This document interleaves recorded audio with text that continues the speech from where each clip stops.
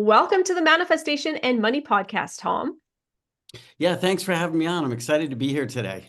I am excited and curious to chat with you today. So, I would love for you to share with the listeners just who you are and what your story is. Okay, I sure will. Let me start by saying I have an ability, right? The reason I'm here, the reason most people are curious is because I have an ability that I acquired about 13 years ago coming out of a mental health crisis. And this ability I've labeled upside vision. I've been tested by scientists, and there's an academic paper coming out soon.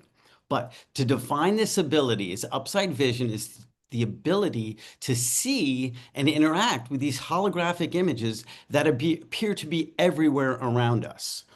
So typically when people hear that, they're like, are you sure about that? Is there, if that happened to me, I'd want to make sure there was nothing wrong with my brain. I would want to get an MRI and to see that there's no lesions or tumors or anything, stroke or anything. And of course, I did that. I, in fact, had two different MRIs, and there's nothing clinically or medically wrong with me, right? I came out of a mental health crisis 13 years ago. I was not born with this, right? It happened. Now, the mental health crisis is my dark night of the soul, right? It was a mental health crisis in 2012.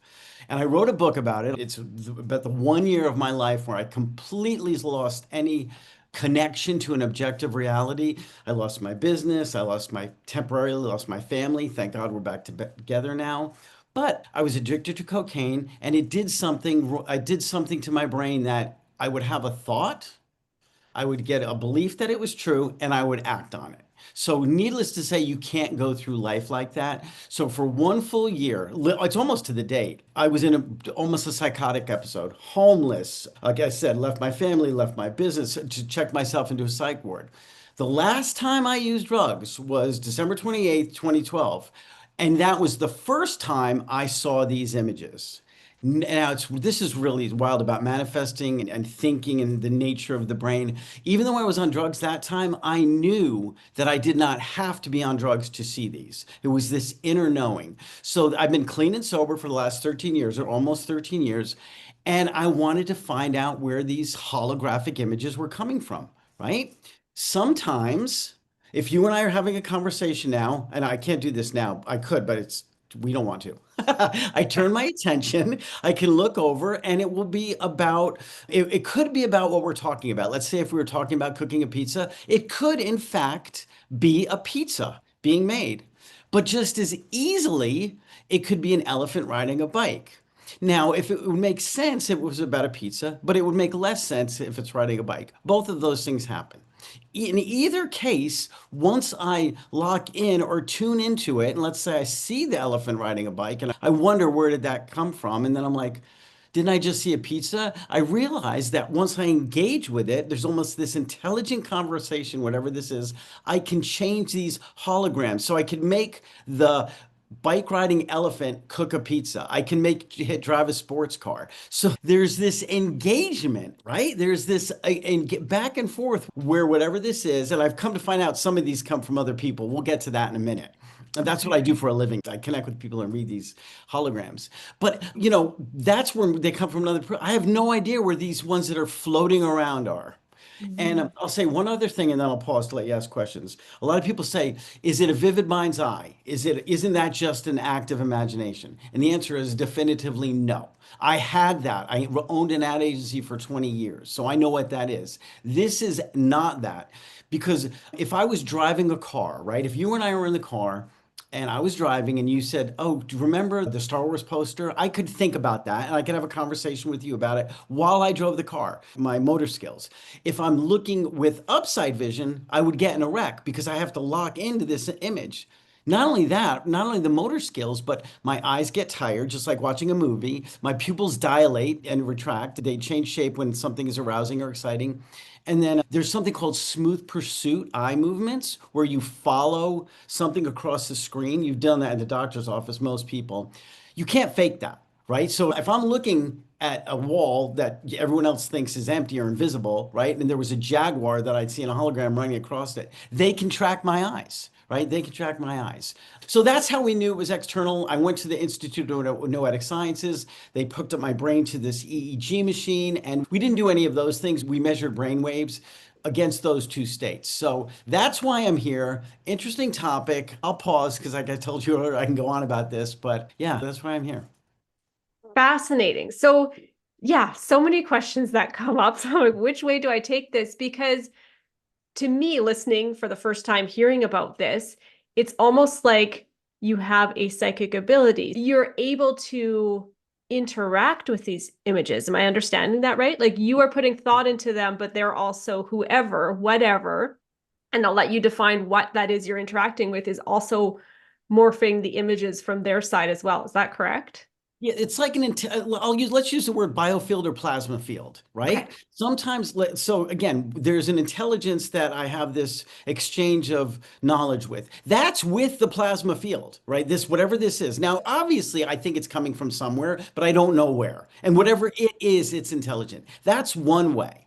But I've learned, and this year, even though, God, it took me a long time to accept that I could do this, but sometimes I'm in an elevator, I will, have a thought and somebody will start talking about that. So I'm picking up these things, but I've almost like that was eavesdropping in this space. I've learned if I have permission, they invite me in and say, it's okay to look. I can tap into this I do it at 5 minutes a time. We do readings. It's almost like a waking dream state, right? So it's like I'm a waking dream analysis. I can't read your mind. It's not like you can think, you can't think of an animal and I can see it. That doesn't happen. It's not your deepest, darkest secrets. That doesn't happen. It's this middle ground. It's almost like a place. Well, I'll use the word dream, right? Because some of the things I see, well, they're all dreamlike. There's nothing static and everything moves. But some of them are extraordinary for the people I engage with, but some of them are also mundane, just like our dreams. We do evaluations and it's kind of fun. I say like I'm the IKEA furniture of this space. I can give you the tools, I give you the furniture, but after we have a session, there's work to be done, and you can do it with a therapist, a friend, a mentor, a husband, wife, it doesn't matter. You can talk about it with someone else because at the end of the session, there's definitely still work needs to be done. More than likely, that typically happens. And I've done them for the last 7 months now this year, and it's taken off like crazy. I'm more excited than I could be about doing this with people, helping them. And there is a value. 99% of the time, people find value in it and they enjoy it. Yeah. And even just the intrigue part, I'm sure draws people in. So when you're sitting down with somebody and you're seeing things, are you explaining to them what you're seeing? And then do people either relate with what they're seeing or and can connect and be like, okay, that makes sense for me? Or do you see things and people are like, I have no idea what that means? Great question. And here's the thing too, and this is another reason it took me a minute to accept that or to realize how to do it with other people. Remember, I said I can engage it. So once it's there, if I think is that an elephant, I can become an elephant when I see other people's. And by the way, it's just like a voice, a timbre, like somebody's voice. I know my voice, I know your voice. So Mhm. I know it's your voice. This is the same thing. I know it could be somebody else's hiding around the corner, but that would be weird, right? I know it's yours that I'm seeing, and I just see it as it appears. Literally just see it without any editorial. I try not to editorialize. Mostly I don't, unless something seems important. Now, to answer your question specifically, most of the time, like I say, 90% of the time, well, maybe 85% of the time, the reads are, but if one read doesn't make sense to someone instantly, that by the end of the session, like, wait, you know what? Earlier we talked about this. That reminds me of this, this, this. They're overwhelmingly positive and relatable for the person in the time we're doing it. Sometimes it doesn't. Make no mistake. Sometimes they're like people are put their hands up and like don't understand it. But that doesn't mean it's not valuable. It just means they need to think about it more, right? Mhm. I had a woman come back to me a month later and she said, this what the thing you saw, this is going to blow your mind. This is going to blow your mind because when I got the email, it blew my mind. She goes, the thing you saw where the balloon came down on my car or came down on a car and and I reached out and grabbed it. She was driving home from work and it was a red balloon and a red balloon started going to come down on our car and it landed on our car just like I'd seen. Right. So there's like this precog element. I can't make that Mm. happen. Right. I don't know if the Mm. universe knows quantum entanglement.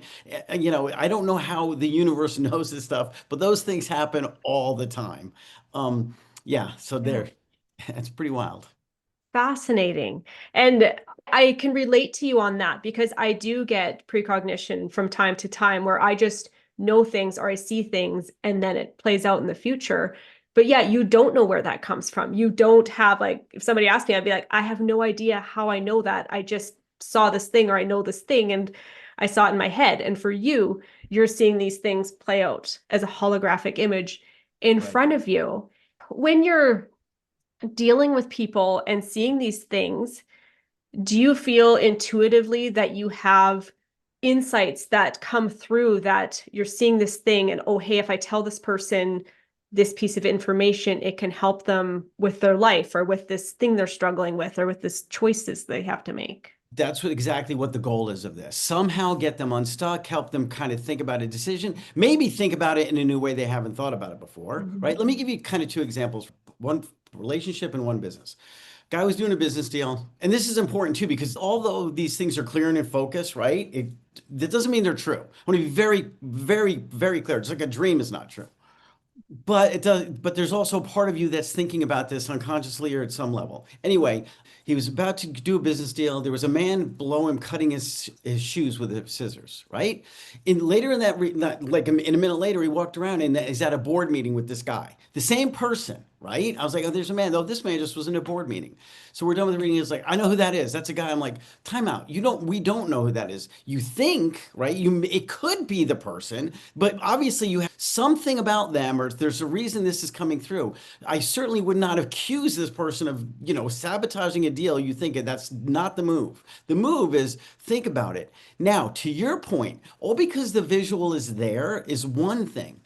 That feeling is as important. So he had an emotional response right away. Sit with this a week later. If you are thinking about it again or something comes up, you feel it again, it's probably worth mentioning it to somebody, not saying you had a reading or something, but hey, listen, are you sure about this, deal does this make sense to you? More than likely that person is going to say, I'm having second thoughts about it, whatever. And a lot of time this guy was doing actually, this is not the business one, but it's a personal relationship one too. He was talking about the deal. He wanted to know. And you can come with an intention, wanting to know something. That's great. But the universe is going to show us what it shows us, right? But it's good to have an intention. He wanted to know certain things about business, and his wife kept coming in for each reading. And I'm like, and he's like, well, why is she showing up? Because I'm concerned about this deal. I'm like, there's something there that, yeah, this is like therapy time now. There's something there you might want to look at because she might have some wisdom you haven't thought about. She might not want this deal to go. There's so many variables, but clearly him saying she shouldn't be coming in, not clearly, but more than likely there's something there that should be looked at and it could help with the deal. Maybe it's not right time for the deal. So that's what I mean. Work needs to be done. The other thing is the feeling around it. I want to reiterate that. So this happens, you get a feeling. If a month later you're thinking about the reading and some synchronistic event comes up, something comes up and you feel really good about it, that's where you're like, okay, you know what? Maybe we should move to Hawaii. Maybe really, even though it's a little bit scary, but it feels good. I mean, all these synchronistic events happen, but the universe is saying, hey, pay attention and do this. Kind of like manifesting, actually. That's the beautiful thing about what you do. There's this manifesting element to this too, which we can speak to in a minute. Sure. Yeah. I, so when you said the guy brought his wife along, she was in the images. She wasn't actually sitting in the No, room no, discussion with exactly. you. Right, right. She Okay. was in some part of his thing and he didn't want to address that. I was like, man, you know what? There's something there. Right? That's almost like one, right? If you've had any classes, there's something there that you want to address that probably needs to be addressed. Those things come in all the time, fears and stuff like that. Tons of symbolism. Right? There was a brief period where Mary Poppins would show up, an archetype, right? The nanny. And I was like, wow, this is wild. I'm thinking, did this carry over? But no, it made sense. Everyone that it's come up with was a parent, right? I thought the one person wasn't, but they're like, no, I'm a parent. So these things come in. Archer, symbolism again, Scorpio, some signs of constellations. Sometimes tarot cards show up. It is literally different with every single person. And that's what makes it fun for me. Yeah. I never know what's going to show up. Yeah. What a unique gift because you are seeing, in a sense, similar to the way psychics see things and get symbols and pictures that have similar meanings, and those kind of repetitively show up through clients. So you're seeing similarities in symbols like that. Yeah, I'm seeing something that's radiating from them through quantum entanglement. I can't pretend to tell you the science, right? I can't. I don't understand it. Whether you're next to me or 300 miles away or 3,000 miles away, it works, right? Mhm. Now, speaking of the science, though, the Institute of Noetic Sciences, they're the people that did, I went out there in 2023 and the paper is just coming out later this year. It takes speed of academia, it takes forever. They measured my brain states against the memory recall and the holograms. But that's not what I do with people, but that's what the science is around, making sure they wanted to make sure the EEG was showing a change in the brain states, alpha, gamma, beta, theta, across those, or they were curious which ones it would show. And they showed them theta, which is typically with mediums, right? That was an obvious one. But the wild one from my perspective is the alpha brain state. That's like the resting brain state. While I'm seeing these holograms, it is working hard. There's a lot of work going on in the left prefrontal area of the brain. I can't remember the specific name. And I even wrote a blog post, Is Upside Vision a Psychic Ability? I call it untapped human potential, right? I mean, it's not remote viewing, it's not lucid dreaming, it's not telepathy, but clearly there's elements about, you know what I mean? Mhm. It's just some kind of psi ability. And I'll say one Yeah. other thing before you can ask a question. Trying to get all this information. As I talk about this in podcasts, people email me saying I have this, right? Mhm. They have it to one degree or another. And I wrote a PDF and it's free. You can get it on my website, The 8 Stages of Upside Vision. Because they may not have it to the degree I do. I liken it to singing. Everybody can sing, but everybody can't be Adele or Frank Sinatra. But they do. So that's free to see if you think you have it. Probably you do. And maybe if we trained this and people were less afraid of it and it wasn't shunned and scorned and mocked and all these things, we would be farther along with this. Because I think there's a Mhm. communication element to this. I don't think, I know, obviously. Yeah. And I like this is the first time I have had somebody on the show speaking about this because when I came across you, I was like, oh, this is fascinating. I want to know more. But I think realistically, we all have access to abilities and how they show up to different people. In those moments where we can allow ourselves to get quiet, you just seem to have a direct link somehow. You have this direct line to be able to connect with this intuition or whatever these bigger things are. I think we all have the ability to do that on some level. We just, I do not all too. of us see it.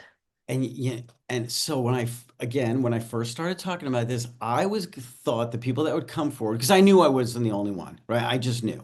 I would think somebody that's in recovery that did drugs and changed the, wiring of their brain. Well, that's not the thread, right? The thread to, I would say to a man or woman, but it's every one or two people didn't say this. And I've got thousands of names. Trauma. Something happened, physical, emotional, psychological, some kind of trauma happened, something broke open in people, and this developed and evolved. So that's the thread. So, yeah, sitting quiet, accepting that you have this and trusting it, and whatever it is, to your point, to my point, whatever. For me, it's like this. But for other people, it's this to some degree or another. And for other people, it's not even this. It's other abilities that are extraordinary, not typical. And listen, with our world environment changing, really, I think more people now pole shifts, forever chemicals, all these things inside of us, vaccines and stuff, something is changing. And I think people are like, okay, maybe it's time to pay attention to things we've dismissed and mocked over the years. Listen, when somebody comes forward, because this happened to me, I mean, this isn't what I did. I was an addict, I was a business person. I would have 20 years ago to said, maybe. Now, if somebody comes to me, I'm like, tell me your story. I know, I'm sure I believe you, whatever it is. And if they're, Mhm. I haven't had, I don't know if anyone's been lying to me, but I'm all ears. I'm curious about people's stories. Yeah, exactly. Because I feel like in the media, we get sold certain things that they want us to hear, they want us to know. Whereas to sit down and hear somebody's story, yeah, like you said, somebody could make up a story, but you're getting a truer experience. But when we can sit down with the curiosity, and that's one thing I love about podcasts, is to getting to dig into hearing people's stories.